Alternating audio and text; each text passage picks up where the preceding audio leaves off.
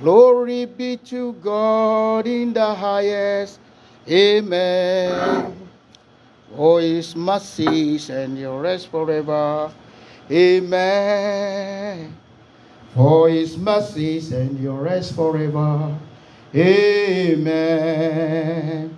Glory be to God in the highest. Amen.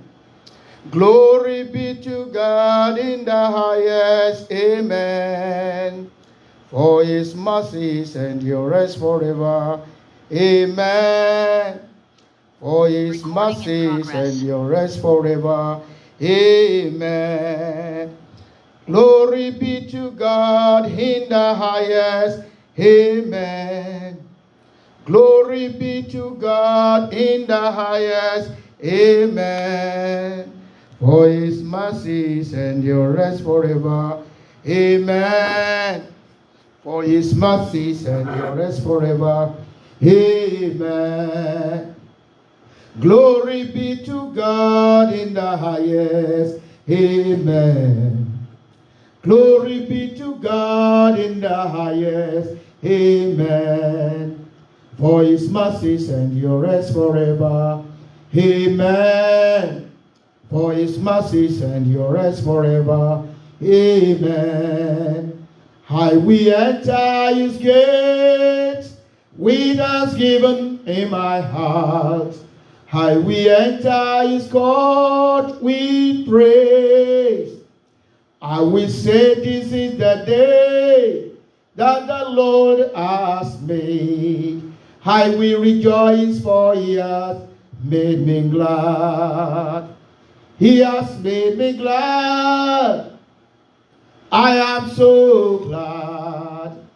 I will rejoice, for he has made me glad. He has made me glad. I am so glad.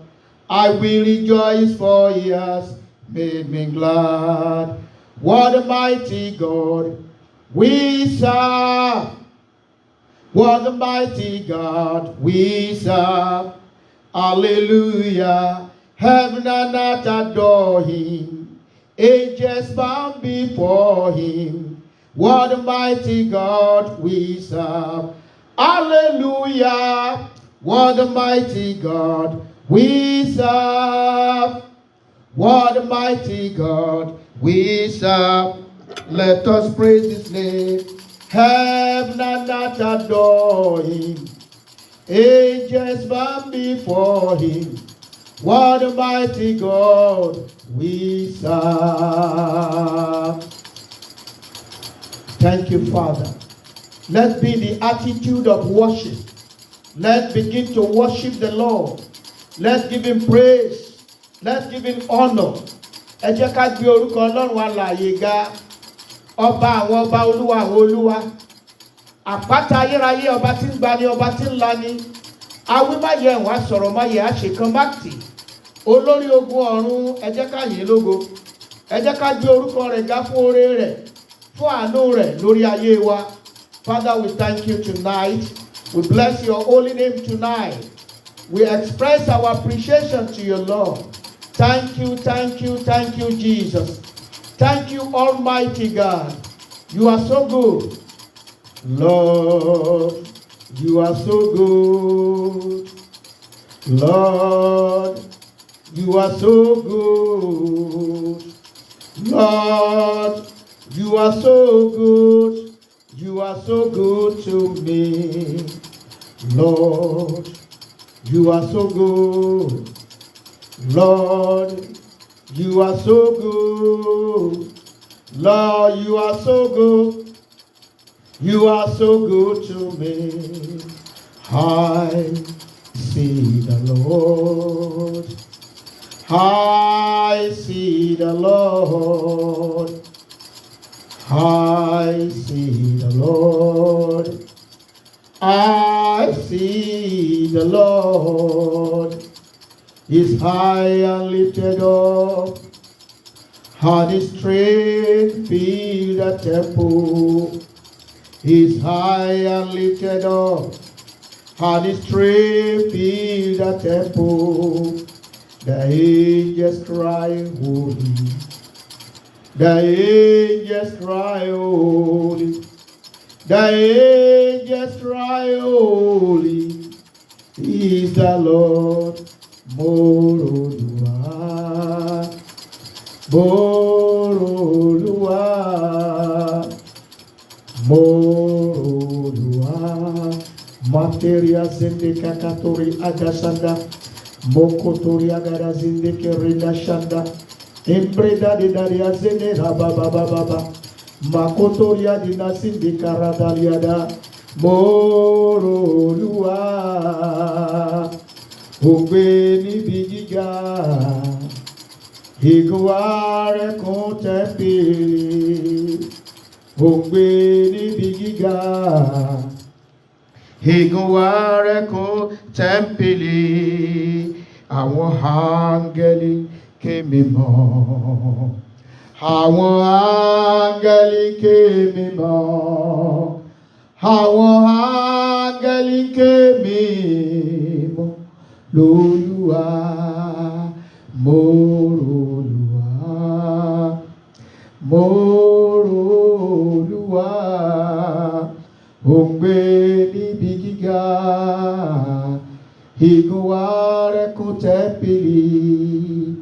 Òǹgbẹ níbi gíga, ìgúnwà rẹ̀ kún tẹ́ḿpìlì. Àwọn áńgẹ́lì ké mímọ́. Àwọn áńgẹ́lì ké mímọ́. Àwọn áńgẹ́lì ké mímọ́. Lolúwa, I see the Lord. I see the Lord. I see the Lord. He's high and lifted up, and his train fill the temple. He's high and lifted up, and his train fill the temple. The angels cry, holy. The angels cry, holy. The angels cry, holy is the Lord. Thank you, Father. Olorun ẹ mà ṣé o. Ọba ayérayé, ọba àwọn ọba. Àpáta ayérayé, ọba tí ń gbani. Ọba tí ń lani awí má yẹun. Asọ̀rọ̀ má yẹ àṣekán má tì. Olórí ogun ọ̀run agbé ọ̀gá. Agbéǹga, agbéǹga, agbéǹga, agbéǹga. Àpáta ayérayé, olùgbàlà, olùwòsàn. Ọlọ́run tó tóbi. Ọlọ́run ayérayé ẹ ṣé o. Ọlọ́run tó tóbi. Ọlọ́run bàbá àgbà. Ọlọ́run tó tóbi. Ọlọ́run bàbá àgbà. Ayé ò gbà mọ́ o. Ó fọ́run ṣe ibùgbé. Ọ̀run ò gbà mọ́ o. Ó fàyè ṣàpótí tìṣẹ́. Ọlọ́run tó tóbi. Ọlọ́run bàbá àgbà. Ẹ̀yin ni bàbá tó tó bàbá. Ẹ̀yin ni bàbá tó ju bàbá lọ. Ẹ̀yin ni bàbá tó tó bàbá o. Ẹ̀yin ni bàbá tó ju bàbá lọ. Bàbá bàbá bàbá o bàbá. Ẹ ṣé o bàbá. Ẹ ṣé o bàbá. Àwa dúpẹ́ bàbá lórí ayé wa o bàbá. Ẹ ṣé o bàbá. Alágbára gíga ẹ ṣé o bàbá. Àwa dúpẹ́ bàbá. Thank you, Jesus. Thank you, Lord of Lords. Rebramoko shindi kakatremoko shanda. Embremoko shindi kakatremoko raga shanda. Embromoko shindi kakatremoko raga shanda. Father, we thank you. We love you, Lord. We love you, Lord. We love you, Lord. Ọba àwọn ọba gbé ọ̀gá, gbé ọ̀gá, gbé ọ̀gá, gbé ọ̀gá. Olúwa mo gbé ọ̀gá o. Àpáta ayérayé, ọ̀gá ògo jùlọ, bàbá mímọ́, Ọlọ́run àgbáyé, aṣíwájú ogun, alọ̀dẹ̀dẹ̀ ọ̀rọ̀, afúnimọ́sìrìgún, aláàfin àjọbọ, ọba tí ń pa tẹ́nìkan ò lè jí, ọba tí ń jí tẹ́nìkan ò lè pa, òbírí ìpín, ajípọ̀jọ̀ kúdà, Olúwa mo máa gbé ọ̀gá o. Ọlọ́run mi mo máa gbé ọ̀gá o. Àwọn ọ̀run ń bá wa yìn o. Pé ẹ ṣé lórí wa, ẹ ṣé lórí ọmọ, ẹ ṣé lórí aya, ẹ ṣé lórí ọkọ, ẹ ṣé lórí ìdílé, ẹ ṣé lórí ìjọ Ọlọ́run. Thank you, thank you, thank you, thank you, thank you, thank you, my Lord. Thank you, thank you, thank you, thank you, thank you, Jesus Christ. We appreciate you, Lord. We bless your name. We bow before your throne. We bow before your throne. We bow before your throne. We bow before your throne. We bow before your throne. We bow before your throne. Singing hallelujah, hallelujah, hallelujah to the Lord. Singing hallelujah, oh, hallelujah, hallelujah to the Lord. Makederia zendekayaba, maretalia gada zendekarutalia mazudika, embronolia da zeda, rabaka katiladia zende yeketoria gaba, waya kaduli adima, waya mahuri azama, eprokotolia gazuniaka, waradalia ziniatariama, endremokorotolia da zendeka, madedi dadi ariama sandaba, maya katulia nama. We bow before your throne. We bow before your throne. We bow before your throne. We bow before your throne. We bow before your throne. We bow before your throne. We bow before your throne. We bow before your throne. We bow before your throne. We bow before your throne. We bow before your throne. We bow before your throne. Na de dindaria zakayaba. Makedelia zana yataraba. Rabaketoria ziniatara. Endremo korinda shataria. Wayakali adami. Wakamaturi. Wazindaki. Made dindaria ziniata. Waratalia gama. Waratalia magama. Watindalia naro. Wakaba uyina. Wayagadira. Wayakatulia. Waraba kindaro. Wazimahuri anda sindika ya bauriana santaraba. Maredila. Rabakadianuri. Wayakatulia. Ayamakotoria zima. Ewa kalojubare. Ewa kalojubare. Ewa kalojuba. Kristi Olúwa. Ewa kalojubare. Ewa kalojubare. Ewa kalojuba. Kristi Olúwa. Le rodaliare. Worataliaka. Wayatalia zimeturigaba. Hallelujah. Èmi ó yìn ọ́, Ọlọ́run alágbára. Èmi ó yìn ọ́, Ọlọ́run alágbára.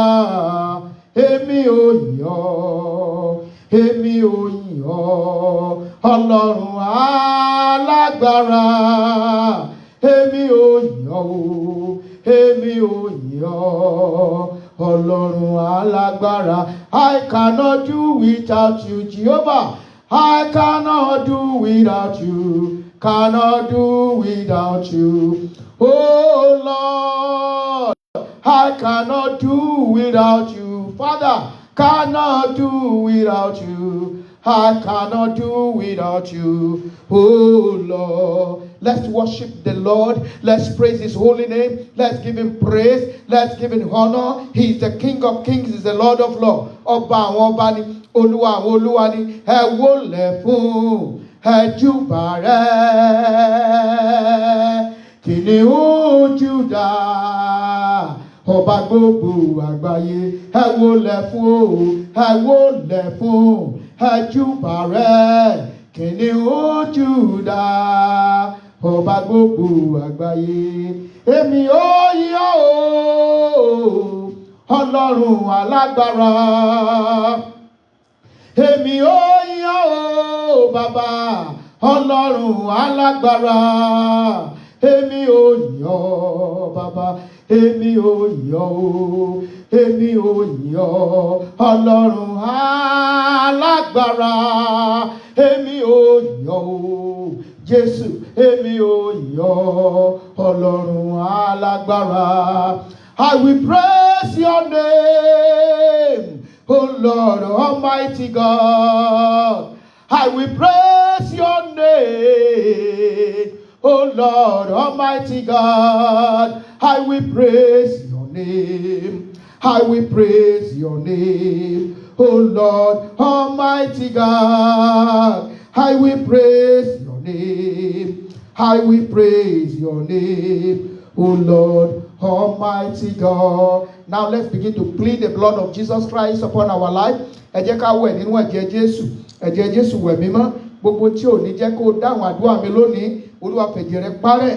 Olúwa sọ mí di mímọ́ nípa àṣẹ tí ń bẹ nínú ẹ̀jẹ̀ rẹ̀. Olúwa wẹ̀ mí láwẹ̀ mọ́. Olúwa fi ẹ̀jẹ̀ rẹ̀ wẹ̀ mí. Ẹ jẹ́ ká sọ di àdúrà. Olúwa fi ẹ̀jẹ̀ rẹ̀ wẹ̀ mí. Olúwa fi ẹ̀jẹ̀ rẹ̀ wẹ̀ mí. Sọ ọkàn mi di mímọ́. Gbogbo àbàwọ́n ẹ̀ṣẹ̀ láti orí dé àtẹ́lẹsẹ̀, nínú ọkàn, nínú inú, nínú gbogbo ayé mi pátá, ẹ̀jẹ̀ Jésù parẹ́, ẹ̀jẹ̀ Jésù parẹ́, ẹ̀jẹ̀ Jésù parẹ́. Nínú àdúrà yìí, ẹ̀jẹ̀ Jésù fọ̀n fún mi, àánú fọ̀n fún mi. Nínú ìpàdé àdúrà yìí, Olúwa mo fẹ́ rí ọ, mo fẹ́ kó bá mi pàdé, mo fẹ́ rójú rẹ, fàánú rẹ hàn. Ọlọ́run àánú, fàánú hàn nínú ìpàdé yìí lónìí. Ìwọ Ọlọ́run alààyè, ṣàánú fún mi.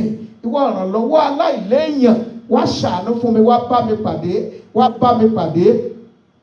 Ìrànlọ́wọ́ aláìlẹ̀ nìkankan o, ìrànlọ́wọ́ aláìlẹ̀ nìkankan. Ìrànlọ́wọ́ aláìlẹ̀ nìkankan o, ìrànlọ́wọ́ aláìlẹ̀ nìkankan. Níbo lójú rẹ wà? A fẹ́ rí ọ, ojú àánú rẹ dà, sọ̀kalẹ̀ wá o. Ọjọ́ ń lọ lórí mi, ó ti wá run rẹ ọkàn mi. Ìrànlọ́wọ́ aláìlẹ̀ nìkankan. Ìrànlọ́wọ́ aláìlẹ̀ nìkankan o. Ìrànlọ́wọ́ aláìlẹ̀ nìkankan. Ìrànlọ́wọ́ aláìlẹ̀ nìkankan o. Ìrànlọ́wọ́ aláìlẹ̀ nìkankan. Níbo lójú rẹ wà? Mo fẹ́ rí ọ, ojú àánú rẹ dà, sọ̀kalẹ̀ wá o. Ọjọ́ ń lọ lórí mi, ó ti wá ń rẹ ọkàn mi. Ìrànlọ́wọ́ aláìlẹ̀ nìkankan. Abiyamọ ọ̀run o, àánú rẹ dà o. Abiyamọ ọ̀run o, àánú rẹ dà. Abiyamọ ọ̀run o, àánú rẹ dà o. Abiyamọ ọ̀run o, àánú rẹ dà. Jẹ́ kánú rẹ sọ̀rọ̀ lórí ayé mi. Jẹ́ kánú rẹ sọ̀rọ̀ lórí ayé mi. Òkè wo láàárọ̀ lẹ́gùn láì ṣe pé wọ́n gbé? Ọjà wo la fọ́jú lè tà tówó máa pé o? Ṣùgbọ́n tánú bá sọ̀rọ̀, ìyanu á ṣẹlẹ̀. Jẹ́ kánú rẹ sọ̀rọ̀ bàbá lórí ayé mi. Jẹ́ kánú rẹ sọ̀rọ̀ bàbá lórí ayé wa. Jẹ́ kánú rẹ sọ̀rọ̀ o lórí ayé wa. Òkè wo láàárọ̀ lẹ́gùn láì ṣe pé wọ́n gbé? Ọjà wo la fọ́jú lè tà tówó máa pé o? Ṣùgbọ́n tánú bá sọ̀rọ̀, ìyanu yóò ṣẹlẹ̀. Jẹ́ kánú rẹ sọ̀rọ̀ o lórí ayé mi. Ẹ jẹ́ ká sọ, Olúwa jẹ́ káàánú rí ọ sọ̀rọ̀ lórí ayé mi nírọ̀lẹ́ yìí. Jẹ́ káàánú rí ọ fọ̀n fún mi nínú àdúrà yìí. Jẹ́ káàánú ọ fọ̀n fún ìdílé mi. Jẹ́ káàánú ọ fọ̀n fún àwọn ọmọ mi.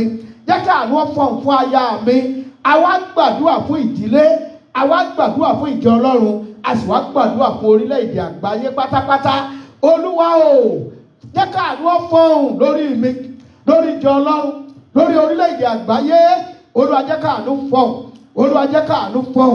Olúwa rántí láti ṣàánú ní àkókò yìí. Olúwa, ayé mi nílò àánú rẹ o. Ọba àwọn ọba, ayé mi nílò àánú rẹ. Ayé àwọn ọmọ mi nílò àánú rẹ. Ayé aya mi nílò àánú rẹ. Ayé ìdílé mi nílò àánú rẹ. Jẹ́ káàánú ọ sọ̀rọ̀. Olúwa jẹ́ káàánú ọ sọ̀rọ̀. Ọba àwọn ọba, Olúwa àwọn olúwa, jẹ́ káàánú ọ fọ̀n. Jẹ́ káàánú fọ̀n fún mi lónìí. Olúwa ṣàánú fún mi, Olúwa ṣàánú fún mi tọmọtọmọ, ṣàánú fún ìdílé mi, ṣàánú fún orílẹ̀-èdè mi, ṣàánú fún ìjọ rẹ. Olúwa ṣàánú fún wa, a bẹ̀bẹ̀ fún àánú. Olúwa jẹ́ káàánú fọhùn, Olúwa jẹ́ káàánú kó fọhùn. Olúwa gbọ́ àdúrà yìí, Olúwa gbọ́ àdúrà yìí. Olúwa jẹ́ káàánú fọhùn, Olúwa jẹ́ káàánú fọhùn. A nílò àánú rẹ̀. Rebra moko sotori agada. Entali atali atili uri atali amado. Mayaka kuri adiasindi kakapre moko regeshende. Endri moko rinda shanda. Lehindra moko shende kakapre moko rumongo shanda. Endra maka shande kakapre moko rumongo shenda. Endra maka shande kakapre moko shende. Le endri moko shende kakapre moko remenge shanda. Olúwa jẹ́ káàánú fọhùn, Olúwa jẹ́ káàánú fọhùn ní ìrọ̀lẹ́ yìí, ní àṣálẹ́ yìí, níbikíbi tí gbogbo ọkàn ènìyàn ti ń wò wá. Jẹ́ káàánú fọhùn jáde, Olúwa jẹ́ káàánú fọhùn jáde. Olúwa gbọ́ àdúrà Jésù Olúwa wa, àmín. A fẹ́ gbàdúrà fún ìdílé wa, a fẹ́ gbàdúrà fún ìjọ Ọlọ́run, a sì fẹ́ gbàdúrà fún orílẹ̀-èdè àgbáyé. Àdúrà wa máa gbà lórúkọ Jésù Kristi Olúwa wa, amen. A ó bẹ̀rẹ̀ àdúrà yẹn nípa, ẹ jẹ́ ká kọ́kọ́ wo ìwé Jeremiah. Ọ̀pọ̀lọpọ̀ ẹsẹ̀ báìbù tó wà lẹ́ni àlèmọ́lẹ̀ gbogbo ẹ̀tọ́. Orí 29 ẹsẹ̀ 29. Jeremiah chapter 31 verse 29. Onílé ọjọ́ wọn ni wọn kì yóò wí mọ́ pé àwọn baba ti jẹ èso àjàrà ìpọ́n, eyín sì ti ń kan àwọn ọmọ. Verse 30. Ṣùgbọ́n olúkúlùkù ni yóò kú nítorí àìṣedéédé rẹ̀. Olúkúlùkù tí ó jẹ èso àjàrà ìpọ́n ni eyín yóò kan.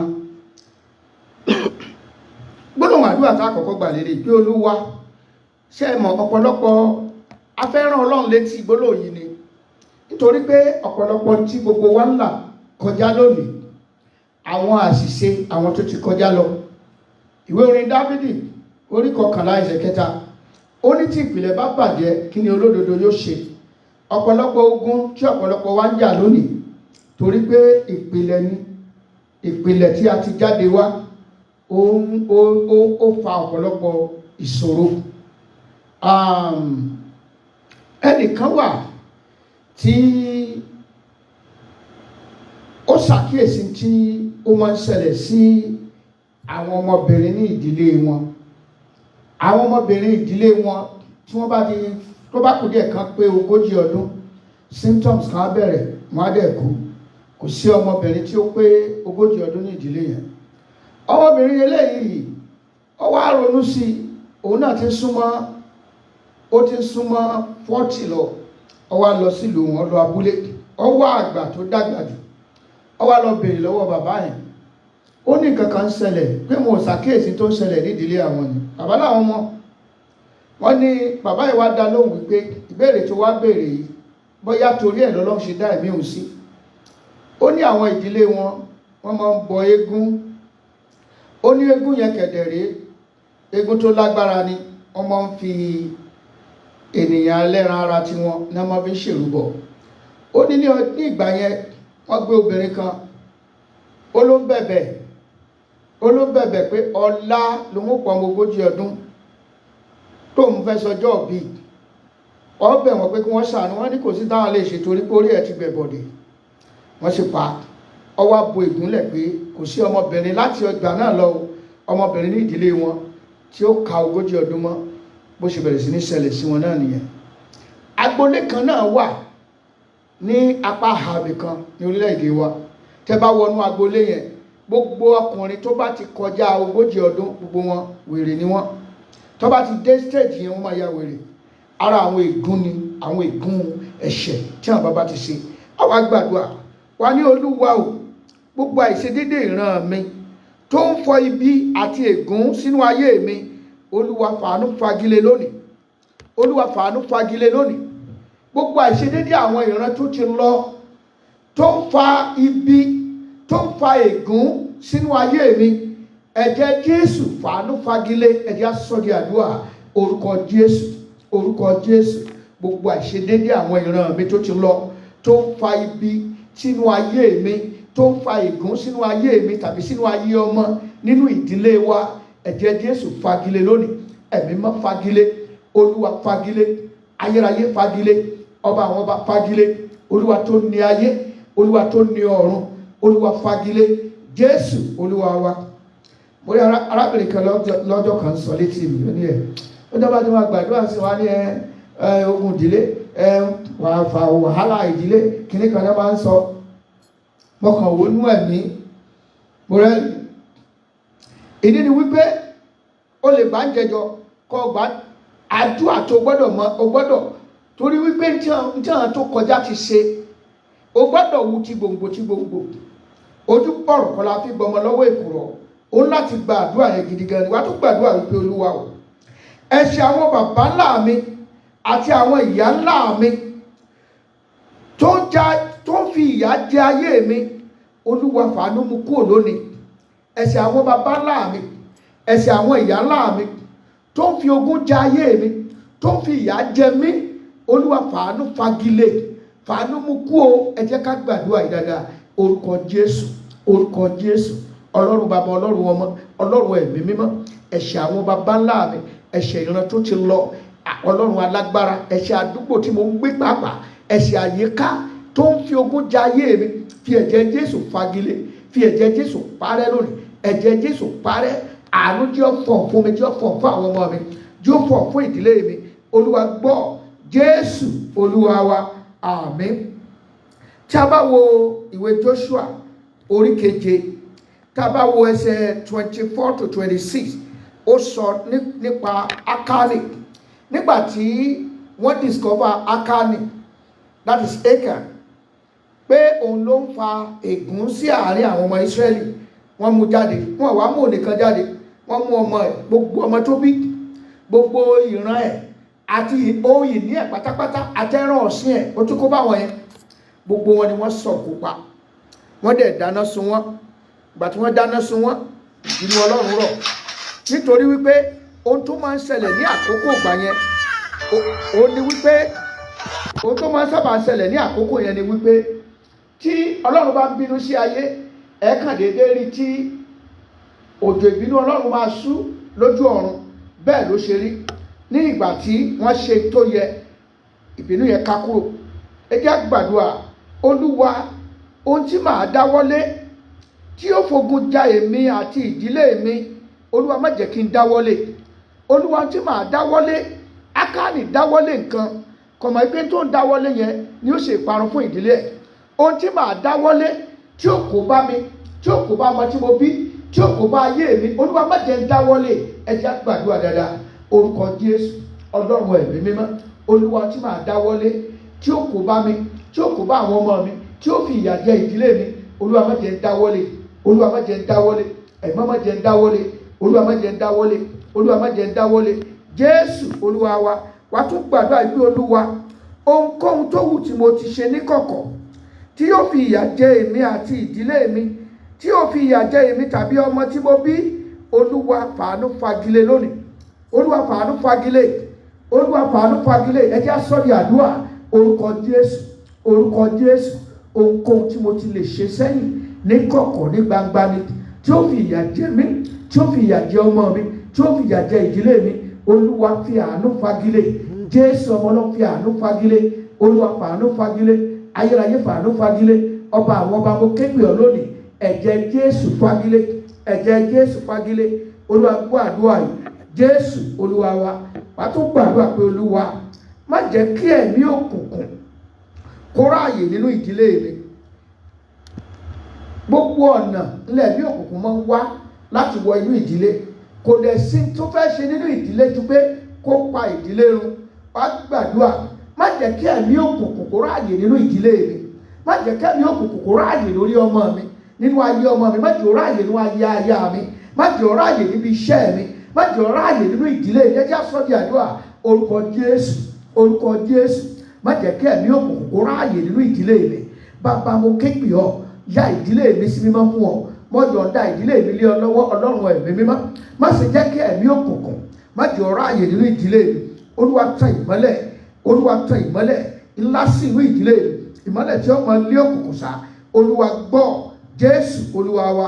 Wàá tún gbàdúrà yìí, à ń gbàdúrà fún ìdílé lọ́wọ́ báyìí. Olúwa má jẹ́ n fojú sunkún lórí ọmọ. Olúwa má jẹ́ n fojú sunkún lórí ọmọ. Ẹ jẹ́ gbàdúrà yìí dáadáa. Gbogbo ẹ̀yin abiyamọ ẹ gbàdúrà yìí. Olúwa má jẹ́ n fojú sunkún lórí àwọn ọmọ mi. Olúwa má jẹ́ n pọ̀ sàárẹ̀ àwọn ọmọ mi. Ẹ jẹ́ gbàdúrà orúkọ Jésù. Ọlọ́run bàbá, Ọlọ́run ọmọ, Ọlọ́run ẹ̀mí mímọ́. Mo ké pè ọ́ Olúwa, má jẹ́ fojú sunkún lórí àwọn ọmọ mi. Má jẹ́ fojú sunkún lórí ọmọ. Má jẹ́ fojú sunkún lórí ọmọ. Má jẹ́ mọ̀ sàárẹ̀ àwọn ọmọ mi. Olúwa gbọ́ àdúrà yìí. Ẹ̀mọ́ dáhùn Jésù Olúwa wa. Wàá tún gbàdúrà pé Olúwa má jẹ́ kí ẹ̀mí òkùnkùn gba ọmọ tọ́mọ mi lọ́wọ́.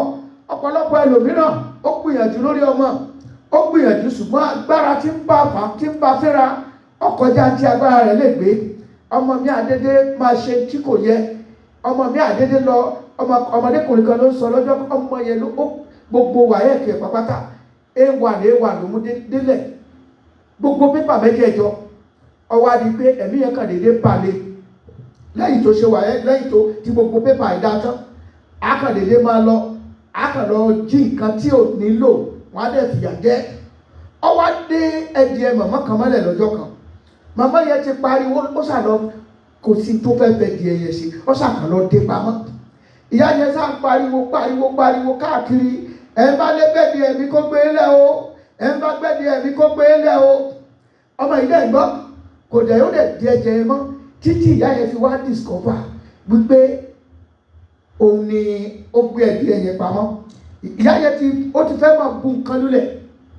Ìyá yẹn wá wò ó, ìyá yẹn ọwá ohun tí ìyá yẹn wá wò nú ẹ̀mí ni wípé kì í sọmọ yìí ló ṣe bẹ́ẹ̀. Kí ló ṣe bẹ́ẹ̀? Ìyá ọmọ yẹn ti kú. Orogún ìyá ẹ̀ tó wà láyé, ìyẹn ni ò fẹ́ kí ọmọ yẹn jẹ́ olú ọmọ láàrin ìdílé wọn. Ní ó jẹ́ kó jẹ́ olú ọmọ, torí bàbá ọmọ yẹn wọ́n àti ìyá wọn láwọn lọ́ọ̀rẹ́ wà kọsẹ̀ jáyé, àwọn ṣe gbá àṣàwó. Ibẹ̀ náà pé ọmọ yìí ọmọ ológo ni, ògo ìdílé ni o. Bí ìyàwó bàbá ṣe bó ṣe gbàgbé ẹnìyẹn pé ó tún lọ clear gbogbo pépà ẹ̀. Ìyá yẹn wá ọwá ṣe kìíní yẹn wá yí padà lé obìnrin yẹn lórí. Sẹ́ni ẹ̀yọ́ ọmọ Ọlọ́run ẹ jẹ́ gbàdúrà wípé Olúwa má jẹ́ kí ẹ̀mí òkùnkùn gba ọmọ tọ́mọ mi lọ́wọ́. Má jẹ́ kí ẹ̀mí èṣù, ẹ̀mí òkùnkùn má jẹ́ ó gba ìdílé mi mọ́ mi lọ́wọ́. Àwọn ẹ̀mí òkùnkùn gbà mí wà wá wọnú ìgbéyàwó tó ti ń dùn, wá dẹ̀ jágbà. Ilé tó ti ń láyọ̀ abẹ́rẹ́ sí ní dàrú. Wá gbàdúrà, má jẹ́ kí ẹ̀mí òkùnkùn kó gba ọmọ tọ́mọ mi lọ́wọ́. Má jẹ́ kí ẹ̀mí òkùnkùn kó gba ìgbéyàwó mi mọ́ mi lọ́wọ́. Má jẹ́ kí ẹ̀mí òkùnkùn kó gba ìdílé mi mọ́ mi lọ́wọ́. Ẹ jẹ́ á sọ di àdúrà orúkọ Jésù, orúkọ Jésù. Ọlọ́run àwọn ọmọ ogun, má jẹ́ kí ẹ̀mí òkùnkùn kó gba ọmọ tó mọ́ mi lọ́wọ́. Má jẹ́ kí ẹ̀mí òkùnkùn kó gba ìdílé mi mọ́ mi lọ́wọ́. Má jẹ́ kí ẹ̀mí òkùnkùn kó gba ìrìn àjò iṣẹ́ ìránṣẹ́ mi mọ́ mi lọ́wọ́. Olúwa mo ké pè ọ́, ìwọ ni mo sádi, ìwọ tó lè gbani, ìwọ tó lè lani. Olúwa gbọ́ àdúrà yìí. Ẹ má dáhùn Jésù Olúwa wa. Ẹ já lọ sínú ìwé Jóòbù orí ìkejìdínlọ́gbọ̀n, Job chapter 28. Job chapter 28, àwo ẹsẹ̀ kẹta. Job chapter 28, verses 3. Ó kà báyìí wípé ó ní ènìyàn ni ó parí òkùnkùn, ó sì ṣe àwárí òkúta òkùnkùn àti ti inú òjìji ikú sí ìhà gbogbo. Ènìyàn ni ó parí òkùnkùn, ó sì ṣe àwárí òkúta òkùnkùn àti ti inú òjìji ikú sí ìhà gbogbo. Ìyẹn ni wípé òkúta òkùnkùn wà tí àwọn ọmọ ènìyàn wọ́n máa ń sọ, wọ́n á sọ sínú ìdílé kan bá ń tòrò, wọ́n lè sọ òkúta òkùnkùn síbẹ̀. Inú lẹ́yìn á dàrú. Òkúta òkùnkùn wà tí àwọn ẹni bí máa ń lò, àwọn ènìyàn náà ló máa ń lò ó. Oríṣi ẹ̀dá ènìyàn méjì mẹ́ta ló wà. Àwọn kan là ń pè ní ènìyàn, àwọn kan là ń pè ní ènìyàn. Àwọn ènìyàn lènìyàn gidi, àwọn ènìyàn ni àwọn afọ̀sọ́sẹ̀ ènìyàn forúṣẹ́ránkó. Wá gbàdúrà ọmọ Ọlọ́run. Olúwa òkúta tí òkùnkùn sọ, òkúta tí a sọ láti inú òkùnkùn, má jẹ́ kó ráyè nínú ẹbí mi. Òkúta tí a sọ láti inú òkùnkùn, Olúwa má jẹ́ kó ráyè nínú ẹbí mi. Òkúta tá a sọ láti inú òkùnkùn, Ọlọ́run ò má jẹ́ ó ráyè nínú ẹbí mi. Ẹ jẹ́ gbàdúrà yìí dáadáa.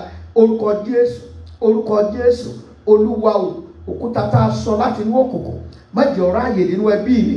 Òkúta tí àwọn ẹni ibi sọ láti inú òkùnkùn, má jẹ́ ó ráyè nínú ayé ọmọ mi, má jẹ́ ó ráyè lórí iṣẹ́ mi, má jẹ́ ó ráyè nínú ìjọ rẹ, má jẹ́ ó ráyè nínú ìjọ tí mo wà. Olúwa má jẹ́ ó ráyè nínú iṣẹ́ ìránṣẹ́ mi, má jẹ́ ó ráyè ní ibi tí mo ti ń rí oúnjẹ òòjọ́ mi. Má jẹ́ kí òkúta òkùnkùn kó ráyè níbẹ̀. Òkúta òkùnkùn má jẹ́ ó ráyè nínú àgọ́ ara mi. Òkúta òkùnkùn má jẹ́ ó ráyè nínú ayé mi. Olúwa gbọ́, ẹ̀mọ́ dáhùn. Jésù Olúwa wa, wà tún bàbá ìpè Olúwa má jẹ́ kí òkúta òkùnkùn ba ọmọ tí mo bí. Olúwa má jẹ́ kí òkúta òkùnkùn ba ọmọ tí mo bí. Olúwa má jẹ́ kí òkúta òkùnkùn kó wọnú iṣẹ́ mi. Ẹ jẹ́ gbàdúrà yìí.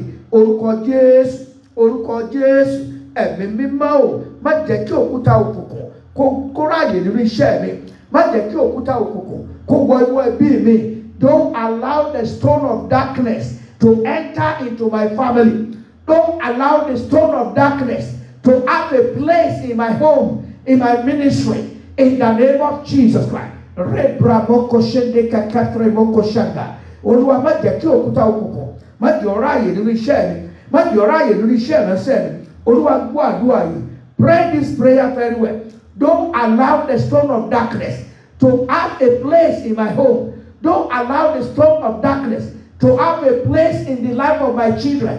Don't allow the stone of darkness to have a place in my body, in the mighty name of Jesus. Turn it to prayer. Gbàládùá dáadáa. Má jẹ́ kí òkúta òkùnkùn má jẹ́ ó ráyè nínú ẹbí mi, má jẹ́ ó ráyè nínú iṣẹ́ mi, má jẹ́ ó ráyè nínú iṣẹ́ ìránṣẹ́ mi. Olúwa gbọ́. In Jesus' name we pray. Let's go to Psalm 91. Psalm 91. I'm going to read from verse 4. We want to use this psalm to pray for our family. We are still praying for the family. And also fún wa, ó ní yóò fi ìyẹ́ rẹ̀ bò ọ́, abẹ́ ìyẹ́ apá rẹ̀ ni ìwọ ó gbẹ́kẹ̀lé, òtítọ́ rẹ̀ ni yóò ṣe asà àti àpáta fún ọ. He shall cover thee with his feather, and under his wing shalt thou trust. His truth shall be thy shield and buckler. Gbólóhùn àdúrà tó wá gbà ní Olúwa dáàbò bò mí tọmọtọmọ. Father, protect me and my household. Father, protect me and my household. Brethren, this is perilous time that the Bible have been talking about. The protection you needed is beyond the physical. You need protection physically and spiritually. You need to be protected spiritually and physically. You are going to say, oh Lord, protect me and my household from any form of evil, either physical evil or spiritual evil. Protect me and my home. Protect me and my family. Nobody designed that there's going to be flood in our state here. Nobody thought of it, but it just comes suddenly. And it's something that is so sad that is so painful to every one of us. So brethren, let's pray. If there's anything ahead that devil are programmed against our life, against our community, that will disturb our peace, that the blood of Jesus will erase it, and the divine protections of God protect us, protect our family, protect our home. Ààbò Ọlọ́run tó dájú kó yí ìdílé wa ká. Ẹ jẹ́ gbàdúrà fún ààbò ẹ̀yọ́ ọmọ Ọlọ́run, ẹ gbàdúrà yìí. Olúwa o, orúkọ Jésù, mo bẹ̀bẹ̀ ààbò sórí ilé mi, sórí àwọn ọmọ tó fi fún mi, sórí ayé mi, sórí àyíká mi, gbogbo ibi tí mo rìn sí. Ààbò Ọlọ́run kó yí mi ká tọmọtọmọ, tayátayá. Ọlọ́run ààbò, mo ké pè ọ́ Olúwa. Jésù, lábẹ́ ìyapa rẹ, dáàbò rẹ bò wá Olúwa, dáàbò rẹ bò wá Ọlọ́run. In Jesus' name we pray. Let's go to verse 5 and 6. Ó ní ìwọ kì yóò bẹ̀rù nítorí ẹ̀rù òru, tàbí fún ọfà tí ń fò ní ọ̀sán. Thou shalt not be afraid for the terror by night, nor for the arrow that flieth by day, tàbí fún àjàkálẹ̀ àrùn tí ń rìn kiri ilé òkùnkùn tàbí fún ìparun tí ń runi lé ọ̀sán gangan for the pestilence that walketh in darkness, nor for the destruction that wasted at noonday. We are going to pray. A ó gbàdúrà wípé Olúwa pa èmi àti ìdílé mi mọ́ kúrò lọ́wọ́ ọfà tí ń rìn kiri nínú òkùnkùn àti kúrò nínú ìparun tí ń rìn kiri ní ọ̀sán gangan. You know that God should keep us from the arrow that move around in darkness and destruction during the day. You know, there are some invisible arrows that fly about. We are going to pray for divine protection over your home, over your children, over your community. Father, protect me and my household from any form of arrow, from any form of destruction. Protect my home, protect my life. Shall we begin to pray? Olúwa, mo bẹ̀bẹ̀ fún ààbò rẹ lórí ayé mi kúrò lọ́wọ́ ọfàkọfà, ọfà ojú ayé ni, ọfà ojú oorun ni. Dáàbò rẹ bo àwọn ọmọ mi, dáàbò rẹ bo ìdílé mi, dáàbò rẹ bo aya mi, dáàbò rẹ bo ọkàn mi, dáàbò rẹ bo ìjọ Ọlọ́run. Ọlọ́run o, mo bẹ̀bẹ̀ fún ààbò, Ọlọ́run ààbò, mo di ààbò rẹ yí mi ká. In Jesus' name we pray. Just because our time is moving so fast, that's why I'm moving faster too. Let's open our Bible to Proverbs chapter 3, verse 2. Proverbs chapter 3, verse 2. Proverbs 3, verse 2. Okay.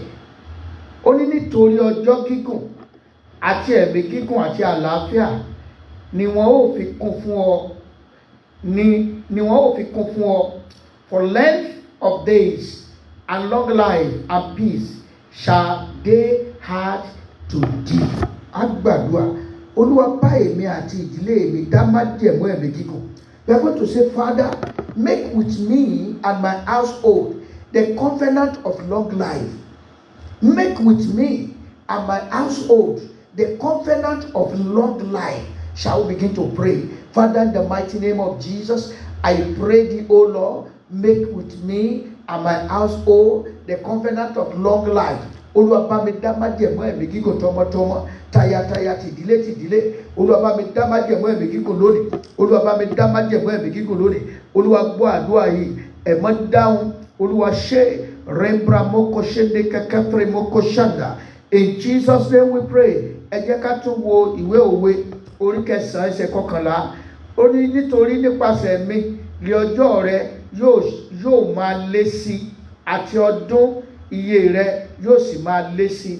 For by me thy days shall be multiplied, and the years of thy life shall be increased. Wà ní Olúwa, jẹ́ kí ọjọ́ mi kó máa lé sí tọmọtọmọ. Let my days, my year continue to increase. Me and my household, let my life begin to have a long and increase every time. Olúwa, jẹ́ kí ọdún mi, ọdún ayé mi kó máa lé sí. That is why you see some people, they are about 80 years and their faces, their strength still look like a 40 years old. That is God. That is the grace. Olúwa, the grace for me to be increasing, even to be increasing days, to add more additional into my life. I want to enjoy my life in sound health, in sound mind, in the mighty name of Jesus. Me and my household. Ẹ já sọ di àdúrà orúkọ Jésù. Ọlọ́run tó ní ipá àti agbára, mo gbàdúrà jẹ́ kí èmi àti ìdílé mi kí ọjọ́ wa kó máa lé sí, ká máa pọ̀ sí lórúkọ ti Bàbá, lórúkọ ti Ẹ̀mí Mímọ́. Má jẹ́ kí ọjọ́ ayé wa kó ṣẹ́kù, má jẹ́ kí ọjọ́ ayé wa kó ṣẹ́kù, ọjọ́ ẹ̀mí wa má jẹ́ ó ṣẹ́kù. Mo bẹ̀ ọ́, ẹ̀mí gígùn ni kó fi fún ìdílé mi, ni kó fi fún àwọn ọmọ mi. Olúwa gbọ́ àdúrà. In Jesus' name we pray. Now let's go back to Psalm 91 again. Let's go back to Psalm 91, then verse 16. Let's see. Ó sọ ẹ̀mí gígùn ni èmi ò fi tẹ́ ẹ lọ́rùn, èmi ò sì fi ìgbàlà mi hàn. With long life will I sanctify him and shew him my salvation. Gbàdúrà, Olúwa, fi ẹ̀mí gígùn tẹ́ mi lọ́rùn tọmọtọmọ. Satisfy me and my household with long life. Satisfy me and my household with long life. Shall begin to pray. Olúwa jọ̀ọ́ fi ẹ̀mí gígùn tẹ́ mi lọ́rùn tọmọtọmọ tayátayá ti ìdílé. Olúwa o, bàbá mi àti Ọlọ́run mi, fi ẹ̀mí gígùn tẹ́ mi lọ́rùn. Olúwa gbọ́, ẹ̀mọ́ dáhùn. Olúwa ṣe. In Jesus' name we pray. Some people might be asking, why are we praying for the long life? Brethren, there are a lot of advantages to live long. When you are living long, there are a lot of advantages, a lot of achievement, a lot of things that God will help you to set you, to arrange, to restitute your way. And you know, when I was in school, I studied Yoruba and communication. Even the other way around, in their book, they have it. Wọ́n ní ẹ̀mí ọmọ Olódùmarè. Wọ́n ní ẹ̀mí ọmọ Olódùmarè. Bí ẹ̀mí ò bá kú, ire owó ń bẹ. Bí ẹ̀mí ò bá kú, ire ọmọ ń bẹ. Bí ẹ̀mí ò bá kú, ire gbogbo ń bẹ. That is, if the spirit still live, there is still hope. There is still blessings of the children, blessings of breakthrough. See Abraham. Abraham give birth to his first child around 100 years. Assuming if he has died by 80 or 40, everything would have ended there. Today, everybody are claiming Father Abraham, that we are the heirs of Father Abraham. We belong to the families of God just because of the long life. Gbàdúrà, Olúwa bá mi dá májẹ̀mú ẹ̀mí gígùn tọmọtọmọ. Make with me and my household the covenant of long life. Ẹ jẹ́ ká gbàdúrà yìí dáadáa.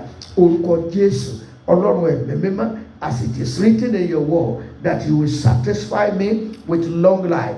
I pray thee, O Lord, satisfy me with long life in the mighty name of Jesus. Make with me and my household the covenant of long life in the mighty name of Jesus. Do it for me, O Lord. Answer my prayer. In Jesus' name we pray. Amen. Let's go to Isaiah 46, verse 4. Isaiah 46, verse 4. What did he say? Ó ní, àní títí dé ogbó, èmi náà ni. Àní títí dé ewu, lèmi ó rù yín. Èmi ti ṣe, èmi ó sì gbé. Nítòótọ́, èmi ó rù, èmi ó sì gbàlà. And even to your old age, I am he. And even to what age will I carry you? I have made, and I will bear. Even I will carry and will deliver you. That is the promise of God for you. Amen. What gbàdúrà, Olúwa bá mi dá májẹ̀mú àlàáfíà ọjọ́ ogbó. Make with me the covenant of peace at my old age.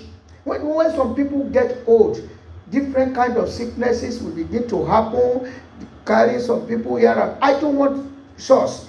Lord, I want you to make with me the covenant of divine health, sound mind, even at the old age, in the mighty name of Jesus. Make that with my, not just for you alone, with your household.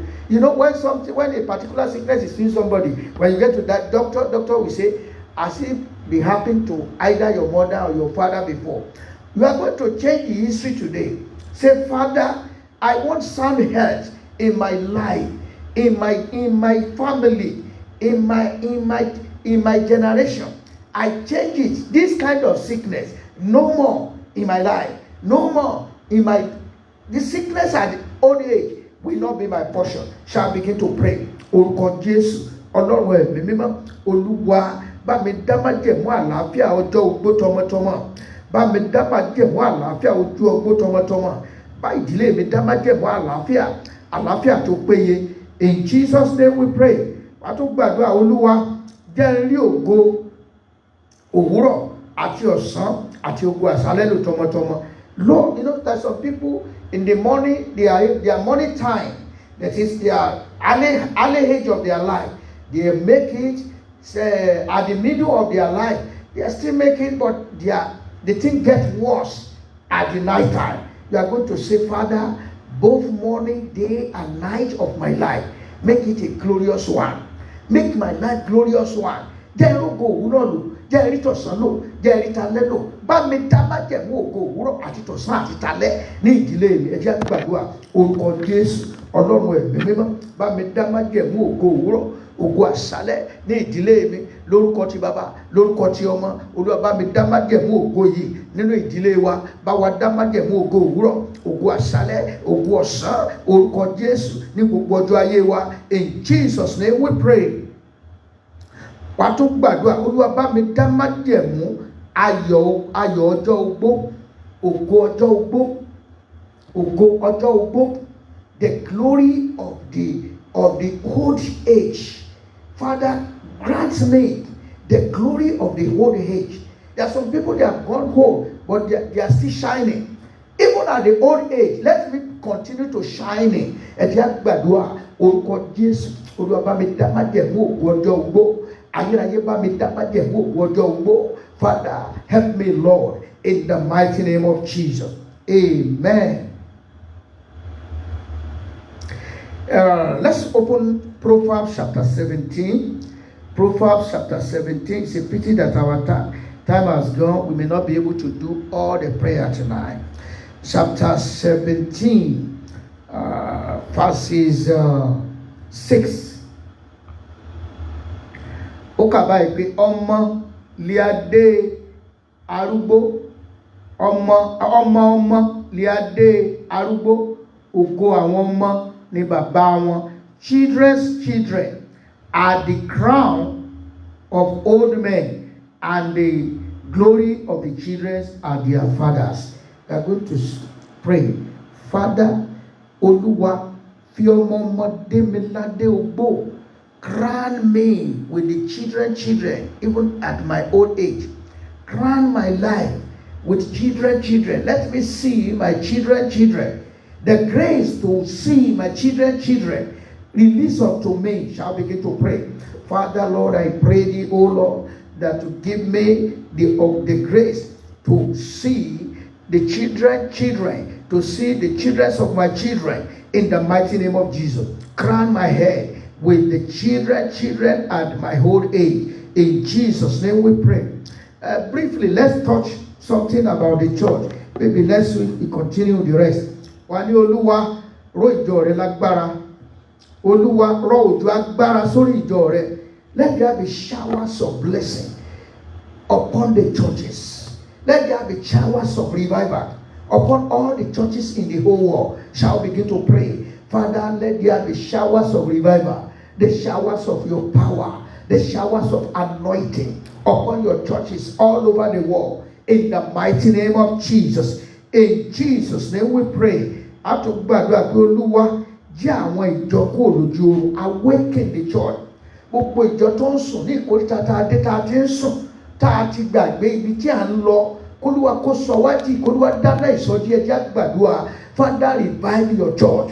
We pray thee, O Lord. Father, in all over the world, revive your church in the mighty name of Jesus. Revive your church in the mighty name of Jesus. In Jesus' name we pray. Wà tó gbàdúrà, Olúwa dá ẹ̀mí àdúrà padà sínú ìjọ lẹ́kùnrẹ́rẹ́. Return back to the church the powers of prayer. You know, in those days when the church gathered together, they pray concerning issue. There will be a positive change immediately. But what is happening today? Even to pray today, everybody have Wasco. The love for people have Wasco. Even for some people to come to the church is so difficult for them. Father, revive the prayer life of your church. Revive the prayer life of your church. Olúwa dáná ìsọjí àdúrà. Iná ẹ̀mí àdúrà jẹ́ kó bẹ̀rẹ̀ sí ní jó padà nínú ìjọ. ẹjẹ́ gbàdúrà orúkọ Jésù. Olúwa iná ẹ̀mí àdúrà. Olúwa dá padà sínú ìjọ. Gbogbo ìrẹ̀wẹ̀sì, ẹ̀mí ìrẹ̀wẹ̀sì.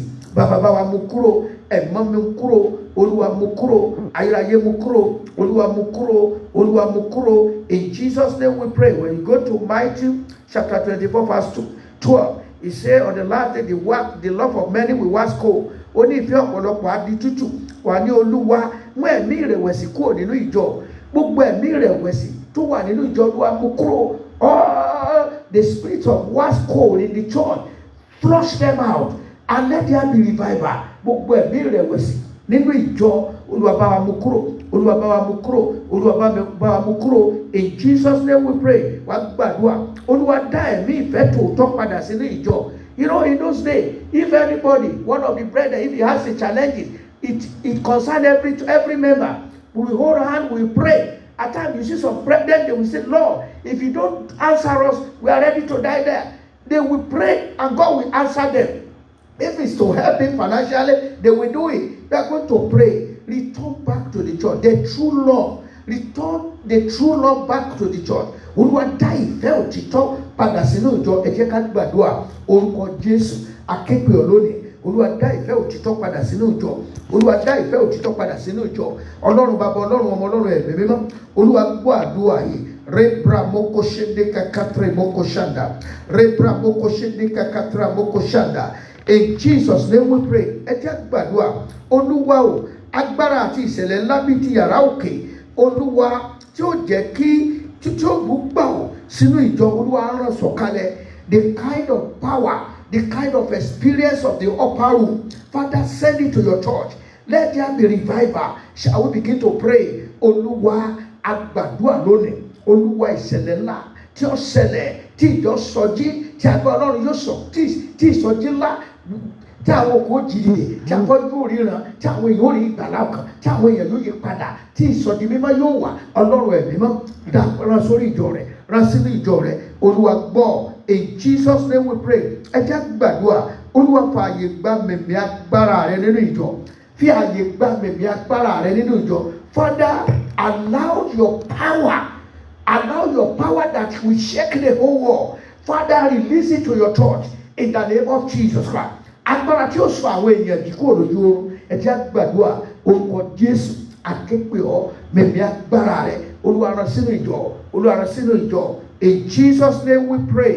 Amen. Shortly, let's pray for the world, the nations of the world. Olúwa, nítorí àwọn àyànfẹ́, dáwọ́ mẹ̀mí ogun lágbàáyé dúró. Father, because of the elect, because of your chosen one, put an end to every rumors of war around the world. Let there be peace in every corners of the world. That's how we begin to pray. Olúwa, nítorí àwọn àyànfẹ́, Olúwa dáwọ́ gbogbo mẹ̀mí ogun ètò káàkiri ìró ogun lọ́tún ìró ogun lósì. Olúwa dáwọ́ ẹ̀ dúró. Ẹ̀mọ́ dáwọ́ ẹ̀ dúró. Olúwa dáwọ́ ẹ̀ dúró. Fi agbára rẹ̀ hàn. Fi agbára rẹ̀ hàn. Ẹ̀jẹ̀ Jésù jẹ́ ká àwọn ọ̀pọ̀ orílẹ̀-èdè àgbáyé. Jésù Olúwa wa. Ẹ jẹ́ tún gbàdúrà. Tẹ́bá wo Matthew 24:6-7. Ó sọ fún wa. Ó ní àwọn àmì ìkẹyìn. Ẹ máa gbọ́ ìró ogun lọ́tún ìró ogun lósì. The rumors of war. Wá gbàdúrà. Olúwa jẹ́ kí ìdágìrì ogun tó ń ṣẹlẹ̀ káàkiri orílẹ̀-èdè Olúwa má jẹ́ kí mìmí ogun tó ń ṣẹlẹ̀ káàkiri orílẹ̀-èdè má jẹ́ ó gbé mi lọ. Olúwa má jẹ́ kí mìmí ogun ìdágìrì ogun kó gbé mi lọ́mọ lọ. Mìmí ogun tó ń ṣẹlẹ̀ lágbàáyé má jẹ́ ó gbé mi lọ, má jẹ́ ó gbé ọmọ mi lọ. Ẹ jẹ́ gbàdúrà.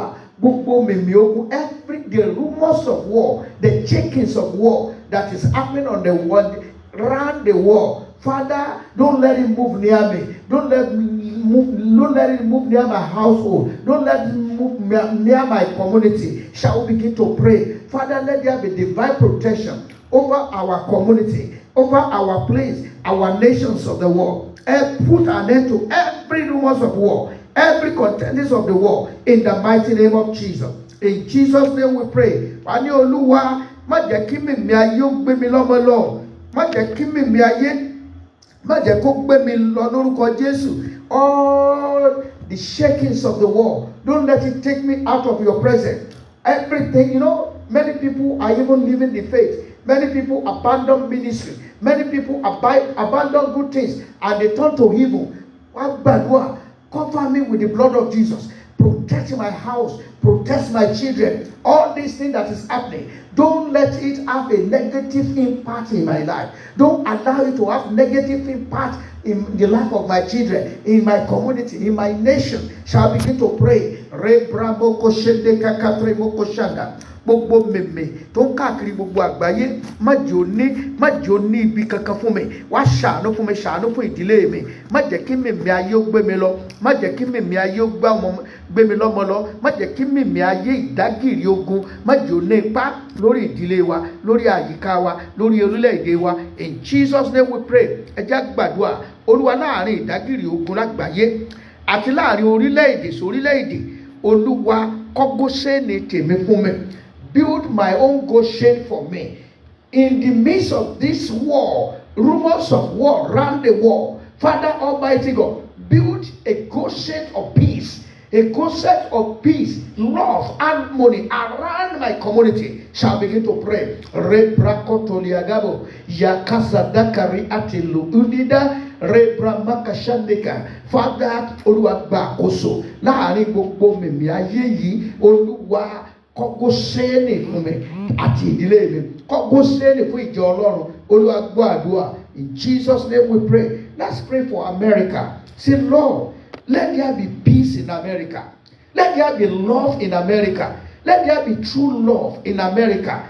Shall we begin to pray? Father, in the mighty name of Jesus, we pray thee, O Lord, let there be peace in America. Let there be love in America. Let there be harmony in America. Father, take charge. Every stones of darkness around this country, Holy Spirit, flush them out. Let your name be glorified.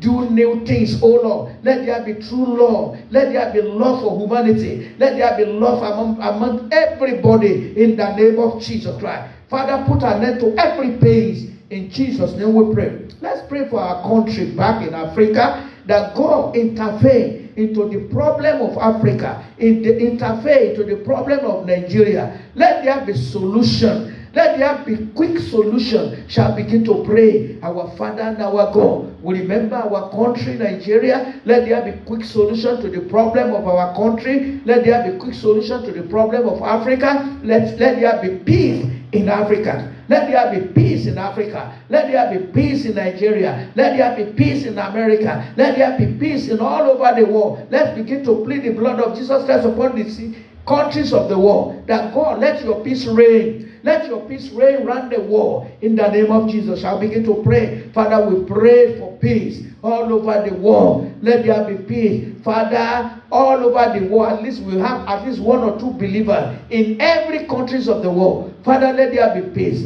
Let there be love. Let there be harmony. Let your peace reign. Glorify your name. In Jesus' name we pray. Whatever you want God to do for you, at this moment, begin to pray for you. Olúwa, nǹkan báyìí ni kò ṣe fún mi àti ìdílé mi. Olúwa, dá mi lóhùn lórí nǹkan báyìí. Nínú oṣù yìí, dá mi lóhùn. Kó tó di bá tó pàdé lọ́jọ́ mẹ́jọ, ṣe ìyanu nínú ayé mi. Shall begin to pray. Rebramoko shende kakatremoko shanda. Look.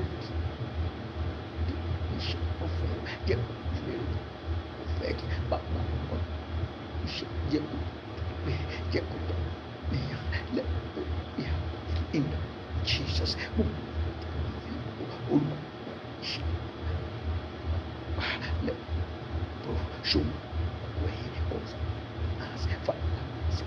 In Jesus' name we pray. Amen. Let us pray. Heavenly Father, we thank you. We appreciate your love. Thank you for giving us this opportunity to meet at this period of time. Thank you for the prayer we have prayed. We know that you have answered us. Even before we ask, you have already done it. Because you know our needs, you know us.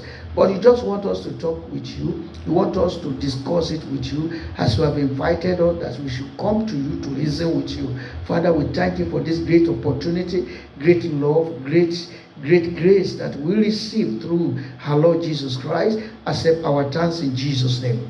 Father, all the prayer we have prayed for family, Father, Lord, seal it up. Turn all the prayer to testimony. All the prayer we have prayed for the church, turn them all to testimony. All the prayer we have prayed for the world, turn them to testimony. Everyone that participated on this prayer, bless them mightily. Answer all their secret prayer. Father, answer them all in Jesus' name. And those that will still participate, that will watch it later, that will pray along later, whatever good thing they desire, whatever thing they desire according to your word, give it to them. let them call us and say, Pastor, I have testimony. So shall it be. In the name of the Father, and of the Son, and of the Holy Spirit. Father, whenever the trumpet will sound, Father, oh Lord, by your special grace, count all of us worthy to reign with you. Father, at this moment, I want to appreciate you for the life of our mother in the Lord, Pastor Mrs. Folu Adeboye, that is celebrating her 77 years birthday. We appreciate you for her. We see this opportunity to pray for her, for sound health, for sound mind, for strength and to renew her energy in the mighty name of Jesus. We pray for more grace upon her and her family in the mighty name of Jesus. Bless your church. Thank you, Father, because it is done in your kingdom. Count all of us worthy to reign with you. Thank you, Jesus. In Jesus' mighty name, we pray. Amen. Shall we share the grace together in fellowship? 1 to go. The grace of our Lord Jesus Christ, the love of God, and the fellowship of the Holy Spirit be with us now and forevermore. Amen. Surely, goodness and mercy shall follow us all the days of our life, and we shall dwell in the house of the Lord forever and ever. Amen. Praise the Lord. Thank you. God bless you. Those of you who join us from the Facebook, from Zoom, thank you. God bless you all. God bless you all. My brother Wole Akinwumi Abitani mo nwo yi. Eko ọjọ́ mẹ́ta o. God bless you. God bless you. Definitely vigil àwọn ṣe pẹ̀lú wa lálẹ́. Brother, mommy, grandma, Obatuashi, thank you. Brother Francis Ogbonna, Sister Felicia Are, God bless you. Sister Elizabeth Ahomese, God bless you. Mommy Deborah, God bless you. Mommy Josephine, God bless you. God bless everyone. And we celebrate those who join us from on the Facebook. Our beloved sister Esther Titilayomi, thank you. We appreciate you. We appreciate you. You have been comment, around a lot of comment. Brother Shuk Eze, God bless you. Thank you so much.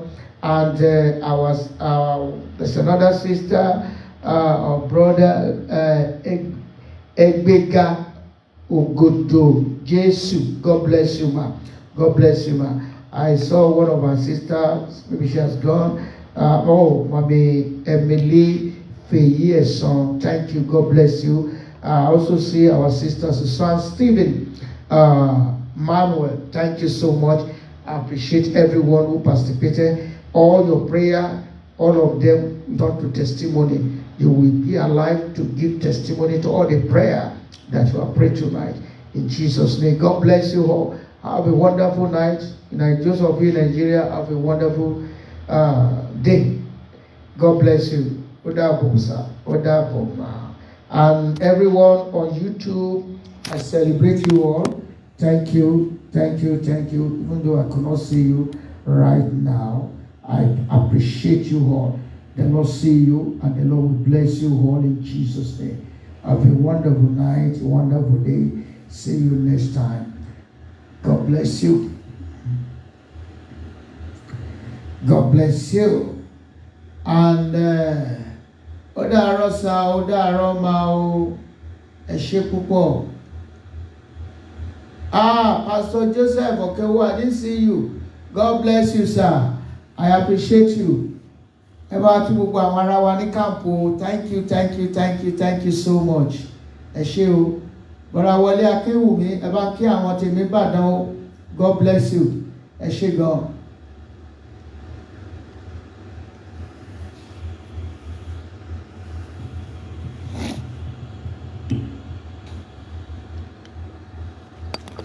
Holy Spirit, I thank you. I bless you, Lord. Thank you, Father.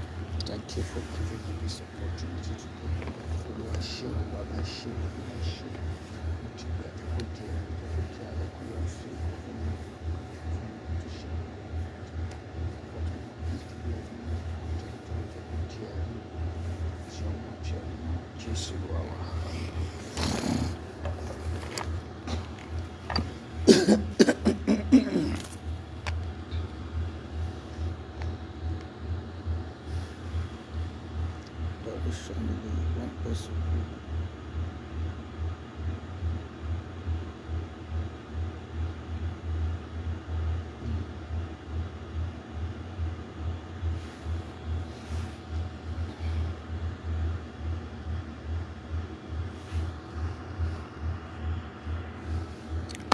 Olúwa ẹ ṣé bí ẹ tóbi o,